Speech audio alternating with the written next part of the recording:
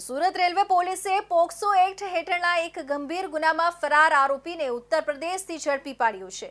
આરોપીએ મૂળ સોનગઢની એક 13 વર્ષીય સગીરા સાથે રેલવે સ્ટેશન નજીક દુષ્કર્મ આચર્યું હોવાનું સામે આવ્યું છે।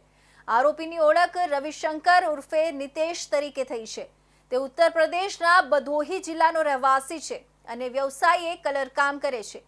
ભોગ બનનાર કિશોરીએ સુરત રેલવે પોલીસ સ્ટેશનમાં આવીને જણાવ્યું કે આરોપી રવિશંકરે જુલાઈથી ઓગસ્ટ મહિના દરમિયાન રેલવે સ્ટેશન પાસે પોસ્ટ ઓફિસ નજીક તેની સાથે દુષ્કર્મ આચર્યું હતું।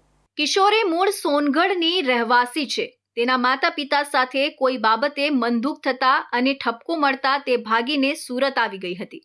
અહીં તે છૂટક મજૂરી કામ કરતી હતી અને આરોપી રવિશંકર પણ ત્યાં છૂટક મજૂરી કરતો હોવાથી બંનેનો પરિચય થયો હતો।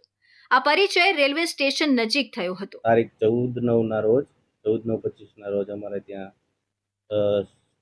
સોનગઢ જિલ્લાના એક 13 વર્ષના દીકરી છે, એમણે અહીંયા અમારા સુરત રેલવે પોલીસ સ્ટેશનમાં આવીને હકીકત જણાવેલી કે અમારે રવિશંકર કરીને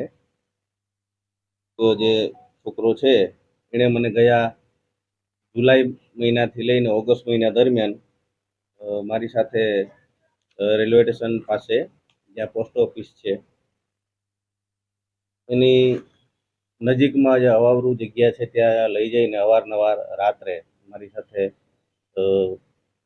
દુષ્કૃત્ય કરેલ છે એવું જણાવેલું, જેથી આ ગુના બાદ આરોપી ઘટના સ્થળેથી ફરાર થઈ ગયો હતો અને પોલીસથી બચવા માટે નંદુરબાર અને અન્ય જગ્યાએ છુપાઈ રહ્યો હતો। તેને પકડવામાં પોલીસને ભારે મુશ્કેલી પડી રહી હતી। આરોપીને ઝડપી પાડવા માટે સુરત રેલવે પોલીસ અને લોકલ ક્રાઇમ બ્રાન્ચની ટીમે સંયુક્ત કાર્યવાહી હાથ ધરી હતી। પોલીસે હ્યુમન ઇન્ટેલિજન્સ અને ટેકનિકલ એનાલિસિસનો ઉપયોગ કર્યો હતો। 15 સપ્ટેમ્બર 2025ના રોજ સુરત રેલવે પોલીસ સ્ટેશનના પોલીસ અને એલસીબીની ટીમને આરોપી અંગે ચોક્કસ માહિતી મળી હતી।